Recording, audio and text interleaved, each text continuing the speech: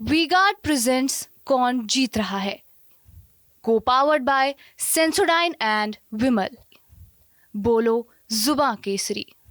लेकिन अब बातें तो हो रही है। यह बात ठीक है कि 7वां चरण मुहाने पर है महेंद्र सिंह जी। 7वें चरण का चुनाव 1 तारीख को हो जाएगा, लेकिन सभी में उत्सुकता इसी बात की है कि सरकार किसकी बन रही है। लोग मान भी रहे हैं कि ठीक है बीजेपी बड़ी पार्टी होगी, लेकिन इस तरीके से प्रोजेक्ट किया जा रहा है कि बीजेपी बड़ी पार्टी तो होगी लेकिन क्लियर मेजॉरिटी नहीं होगा, और क्लियर मेजॉरिटी नहीं होगा तो बीजेपी के भीतर ही कई लोग हैं जो प्रधानमंत्री मोदी से परेशान हैं, आहत हैं, चोटिल हैं, और वो उनको चुनौती देंगे।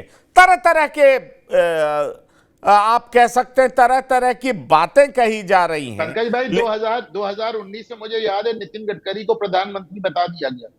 हाँ, नितिन गडकरी मैं वही कह रहा हूं, लेकिन मैं एक बात नहीं समझ पा रहा हूं, और चूंकि मैं खुद बिहार घूमा हूं, कई बार वीडियो करता हूं, बहुत सारे लोग नाराज भी होते हैं, लेकिन मैं एक बात समझ नहीं पाता हूं कि जो 2019 का गैप था दो पार्टियों के बीच में, उस गैप को कौन फिल इन कर रहा है? वोट कहां से आ रहा है? सारा कौन पूरा करेगा? हर सीट पे 1 लाख से लेके 3 लाख, 3.5 लाख, वो कैसे पूरा हो रहा है? जो दलित वोट वो अब इसको लेकर के कोई कह सकता है आप इस पार्टी के समर्थक हैं, आप अंधभक्त हैं, आप ये हैं, आप वो हैं। जैसे कल एक पत्रकार बैठे थे, वो कह रहे थे साहब परसेप्शन बन रहा है कि ये लोग संविधान बदल देंगे। तो हमने पूछा कैसे बदल देंगे?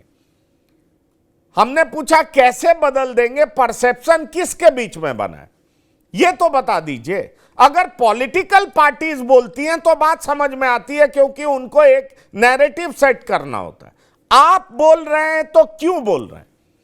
अगर उन्होंने 370 हटाया तो यह तो पहले से ही उनके मैनिफेस्टो में था।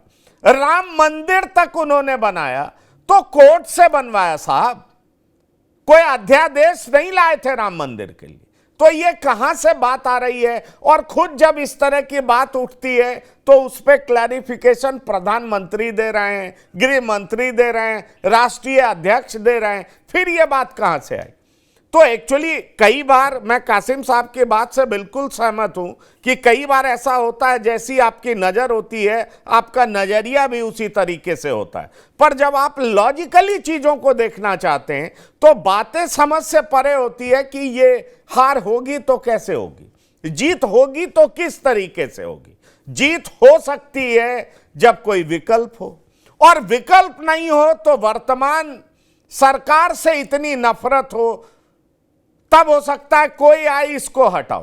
क्या इस तरह का माहौल दिखाई पड़ता है महेंद्र सिंह जी? मैं सीधा आपसे पूछ रहा हूं, क्योंकि चुनाव तक तो हर पार्टी कहेगी 80 सीट जीत रहे हैं, बिहार में 40 सीट जीत रहे हैं, मोदी गए, फलाना चलो, सब एक दूसरे को कहेंगे। लेकिन ऐसा क्या, आप भी फील्ड में घूमते होंगे, लोगों से बात करते हैं, ऐसा कुछ दिख रहा है क्या?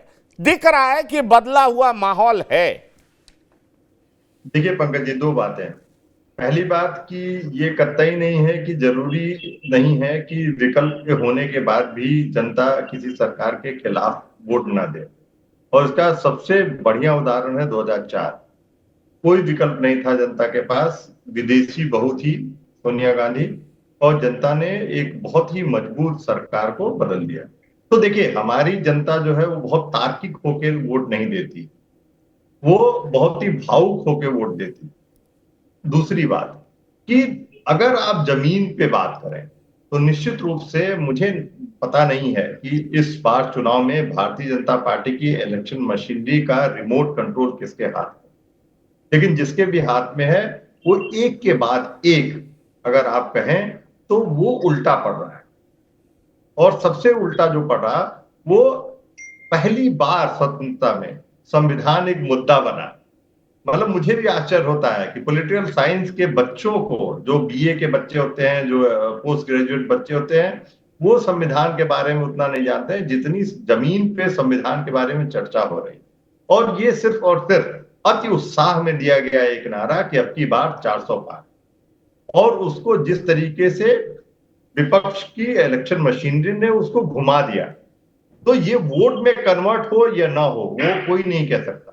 लेकिन 2014 से अगर तुलना करें, 2019 से तुलना करें, तो निश्चित रूप से एक एक मतदाता का बड़ा वर्ग है जो सभी जातियों को, चाहे आप ओबीसी कहें, चाहे आप अपर कास्ट कहें, चाहे वो आप जो है दलित कहें, एक एक वर्ग है जो खुल के जमीन पे मुखर होके बीजेपी के खिलाफ पहली बार बात कर रहा है। और मैं एकदम सही हूं, जैसा सैयद कासिम भाई ने कहा कि पहली बार ऐसा है कि ऐसी बातें शुरू हो रही हैं, ऐसी चर्चाएं हो रही हैं। अब निश्चित रूप से ये एक प्रश्न उठता है कि कितने % ये वोट हैं जो नाराज हैं और जो बात करते हैं अग्निवीर की, जो बात करते हैं रेलवे रिक्रूटमेंट बोर्ड के एग्जाम ना होने की, जो बात करते हैं एसएसबी के एग्जाम, जो स्टाफ सिलेक्शन बोर्ड के एग्जाम ना होने की, जो बात करते हैं पेपर लीक्स की, जो बात करते हैं, तो तमाम ऐसे जो भाजपा के विरोध में जो बात करते हैं, और ऐसे तमाम मुद्दों को, जो बेरोजगारी की बात करते हैं, जो महंगाई की बात करते हैं, ये कितने % है। और ये खासकर जो युवा वर्ग है उनमें ये है। तो मैं कतई नहीं कह रहा हूं कि इसका बहुत बड़ा प्रभाव जो है भारतीय जनता पार्टी के फाइनल टैली पे पड़ेगा नहीं पड़ेगा, वो मैं, क्योंकि मैं पोस्टर नहीं हूं, लेकिन ऐसी बातें जो कभी सुनाई नहीं देती थी 2022 के विधानसभा चुनाव तक, ये ऐसी बातें नहीं सुनाई देती थी और खुल के लोग नहीं बोलते थे। अगर कोई नाराज भी होता था तो वो जाके वोट भारतीय जनता पार्टी के खिलाफ कर आता था, लेकिन वो बोलता नहीं। अब ये लोग बोल रहे हैं। तीसरी बात जो मैं कहूंगा कि सबसे महत्वपूर्ण बात है कि मैं कतई नहीं मानता कि ये ट्रायंगुलर चुनाव है, ये बाइपोलर चुनाव है। और सबसे प्रमुख मुद्दा ये है कि दलित किसकी तरफ जाएगा। दलित मुझे लगता है कि समाजवादी पार्टी की तरफ नहीं जाएगा, हालांकि वो इंडिया गठबंधन का रुख कर रहा है, लेकिन वो इंडिया गठबंधन में कांग्रेस की वजह से जाएगा अगर वो कुछ भी % जाता है, क्योंकि वो कांग्रेस में, मैं पहले भी इस शो पे बोल चुका हूं कि उत्तर प्रदेश में एक, अगर आप कहें कि कांग्रेस के रिवाइवल का एक जिसे कहें ग्रीन शूट, वो कहीं न कहीं दिखाई देता है। राहुल गांधी के बारे में लोग कतई बात नहीं करते थे उत्तर प्रदेश में। राहुल गांधी एक तरीके से पप्पू सिद्ध हो गए थे, लेकिन उनके बारे में अब बात होती है और लोग बात करते हुए शर्म नहीं करते।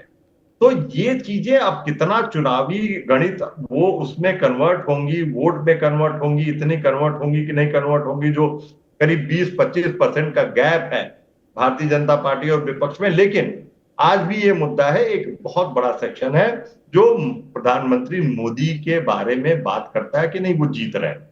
ये एक मेजॉरिटी है जो ये बात कहता है, लेकिन उसके बाद वो वोट देने जाएगा कि नहीं जाएगा, उसको लग रहा है कि नहीं 400 पार नहीं है तो हमें जाने की आवश्यकता है कि नहीं आवश्यकता है।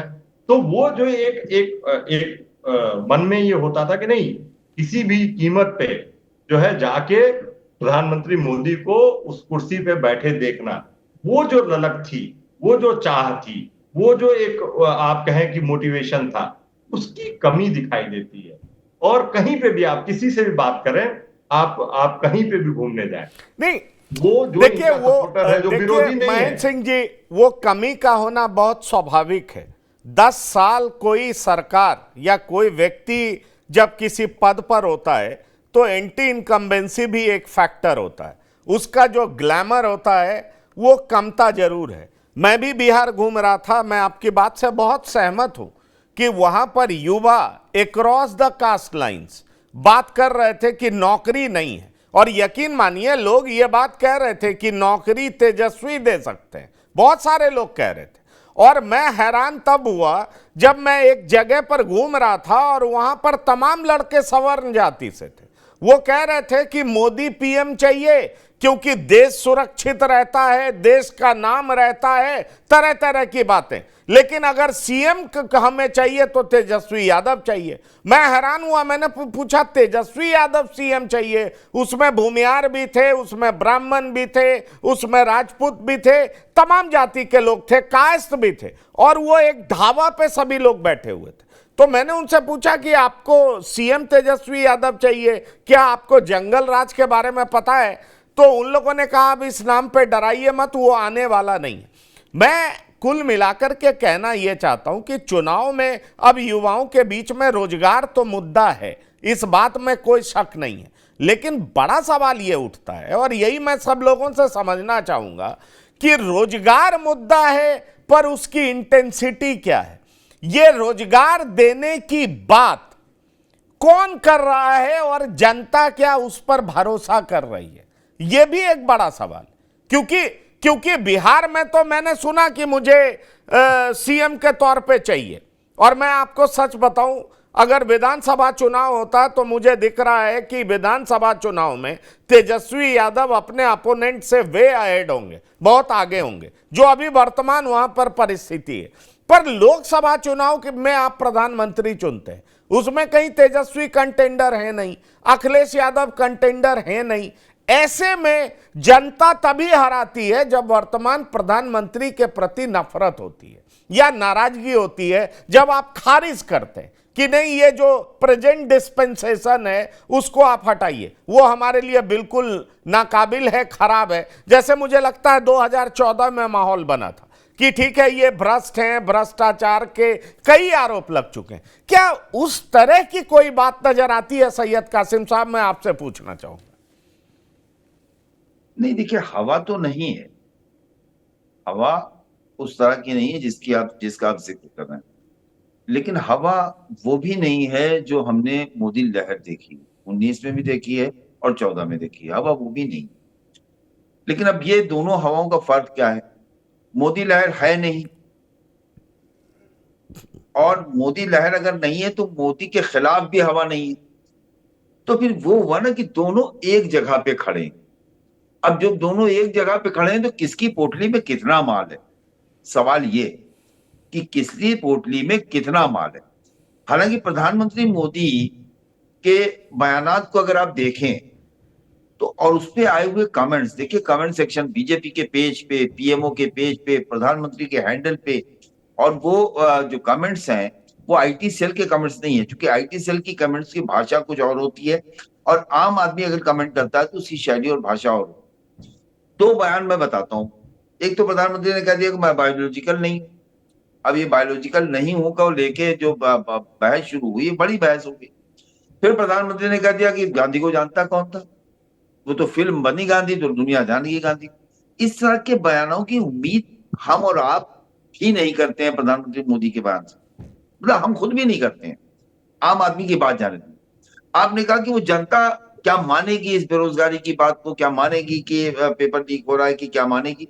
जो लोग बोल रहे हैं वो जनता ही तो है, वो जनता से अलग नहीं है, वो भी पार्ट ऑफ जनता है। और बल्कि ये वो लोग हैं जो घर से वोट को निकाल के लाते हैं, रास्ते भर समझाते हैं, उसके बाद कहते भी हैं और घर में भी कहते हैं कि अम्मा नौकरियां नहीं मिली, अम्मा पर्चवा फिर से देखा लीक होगा, अब आपसे पैसा लेके कब का पर्चा भरा जाए। ये बातें घर में भी होती हैं, बाहर भी होती हैं, यही जनता है। लेकिन मैं कल भी कहता था, आज भी कहता हूं पंकज जी, कि भारतीय जनता पार्टी को लगभग, मेरा अपना आकलन है कि 6 से 7% वोट का नुकसान है 19 के मुकाबले में। लेकिन साथ में फिर मैं कहता हूं कि 6 से 7% के नुकसान के साथ 2 से 3% वोट भारतीय जनता पार्टी के पास ऐड हो रहा है। यानी ओवरऑल भारतीय जनता पार्टी 3 से 4% के नुकसान पे, यानी 46-47% पे आज भी है। तो मैं बार बार जो बात कह रहा हूं, अभी मैंने ये बात कही थी कि अगर विपक्ष 45 मतलब 42 के ऊपर जाता है, जिन सीटों पे 42-43% जाता है, वहां पर यह उम्मीद, यह इम्कान बनता है कि वो भारतीय जनता पार्टी को हरा देगा। और अगर इतने पे नहीं जा रहा है तो अभी भी स्थिति, इतना सब कुछ होने के बावजूद, ये सही है कि जातीय जो उसको वो कहते हैं ना, बुखार अपनी चरम सीमा पे है। कैंडिडेट समाजवादी पार्टी ने भी जातियों के हिसाब से बांट ले गए, ठीक ठाक बांट ले गए। जो एमपी थे इनके, उनके लिए एंटी इनकम्बेंसी, जैसे मिसाल लेता हूँ, एक सीट पकड़ लीजिए सुल्तानपुर, मेनका गांधी मोदी के नाम पे वहां चुनाव क्यों नहीं जीत पाएंगी? इसलिए नहीं जीत पाएंगी कि निषाद आ गया समाजवादी पार्टी से और कुर्मी आ गया स्थानीय बहुजन समाज पार्टी से। कुर्मी ने कुर्मी बटोर लिया, निषाद ने निषाद बटोर लिया। भारतीय जनता पार्टी के कैंडिडेट को 1.5 लाख, 2 लाख वोट की चोट पड़ गई। बड़ी मुश्किल से 16-17 हजार से जीती थी, और ये जो चोट है इसकी भरपाई कहीं से होती हुई नहीं दिखाई दे रही। इस तरह से सीटों का अलग से अगर आप देखें तो होता है। लेकिन अगर एक सुल्तानपुर पूरी यूपी को आप मान लें तो सुल्तानपुर में ऐड ऑन होने के लिए वोट नहीं था, आने के लिए वोट नहीं था। हाँ, ये सही है कि ब्राह्मणों में एक समाजवादी पार्टी के पक्ष में एक माहौल बन रहा था, जो पहले कैंडिडेट उनका आया था। लेकिन सोनू सिंह के आने के बाद मैं कहता हूँ ना, हर एक्शन का रिएक्शन। सोनू की साइड समाजवादी पार्टी में एंट्री हुई और वो ब्राह्मण जो समाजवादी पार्टी की तरफ जा रहा था उसने रास्ता बदल दिया, भारतीय जनता पार्टी की तरफ चला गया। तो अब कॉन्टेस्ट हो गया। जो अभी ये त्रिकोणीय चुनाव की बात थी, मैं सतीश जी आपकी बात से सहमत हूं, लेकिन ये उत्तर प्रदेश की 14-15 सीटों तक ही ऐसा हुआ है, मैक्सिमम 20 सीट। वीगार्ड प्रेजेंट्स कौन जीत रहा है, को पावर्ड बाय सेंसोडाइन एंड विमल। बोलो जुबां केसरी।